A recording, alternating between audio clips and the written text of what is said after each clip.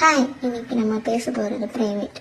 அதாவது எப்போவுமே நம்மளோட ப்ரைவேசியை பற்றி எப்போவுமே அடுத்தவங்க கிட்ட சொல்லாமல் இருக்கிறது தான் ஃப்ரெண்ட்ஸ் நல்லது. ஏன் தெரியுமா? நம்மளோட எமோஷ்னல்ஸை அவங்களால புரிஞ்சிக்க முடியாது, நம்மளோட சேடை அவங்களால ஷேர் பண்ணிக்க முடியாது, நம்மளோட கஷ்டத்தை அவங்களால எப்பயுமே தீர்த்து வைக்க முடியாது. அதனால் எப்பயுமே நான் ஒன்று சொல்லிக்கிறேன் ஃப்ரெண்ட்ஸ், நம்மளோட ப்ரைவேசி, அதாவது நமக்கு பிடிச்சமான விஷயமா இருக்கலாம், இல்லை நமக்கு பிடிச்சவங்களா இருக்கலாம், இல்லை நம்மளுடைய ப்ரைவேட்டான ஏதாவது ஒரு ஸ்டோரியாக இருக்கலாம், அதை எப்பயுமே நம்ம யாருக்கிட்டையும் ஷேர் பண்ணாமல் ப்ரைவேசியாக லாக் பண்ணி வச்சுக்கிறது தான் நமக்கு எப்பயுமே சேஃப். ஸோ ஒருத்தங்க கஷ்டமான நிலைமையில இருக்கும்போது என்னாச்சு, ஏன், எதனால் சேடாக இருக்கேன் அப்படின்னு கேளுங்க. ஆனால் அவங்களோட பர்சனல் ஸ்டோரியை உங்களை நம்பி ஒருத்தவங்க ஷேர் பண்ணுறாங்கன்னா அந்த ப்ரைவேட் ஸ்டோரியை அவங்க உங்ககிட்ட சொல்லணுன்னா அவங்க உங்களை எவ்வளோ ட்ரஸ்ட் பண்ணியிருப்பாங்க, அதை கொஞ்சம் நம்ம யோசிச்சு பார்க்கலாம்.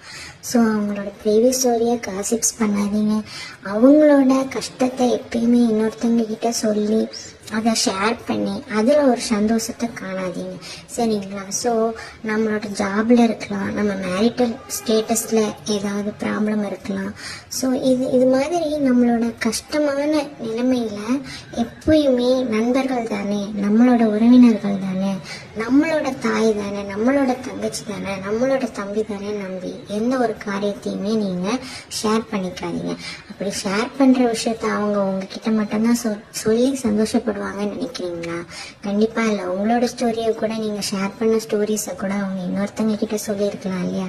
ஸோ எப்பயுமே கொஞ்சம் திங்க் பண்ணுங்கள். நம்மளோட ப்ரைவேட்டான எந்த ஒரு விஷயமா இருக்கலாம், எப்பயுமே அதை ஷேர் பண்ணிக்காதீங்க. உங்கள் எமோஷ்னல்ஸ், இப்போ நீங்கள் சேடாக இருக்கீங்களா, ஸோ நான் இந்த காரியத்துக்காக சேடாக இருக்கேன்னு சொல்லாமல் நான் சேடாக இருக்கிறேன்னு உங்கள் எமோஷ்னல்ஸை ஷேர் பண்ணிக்கலாம்.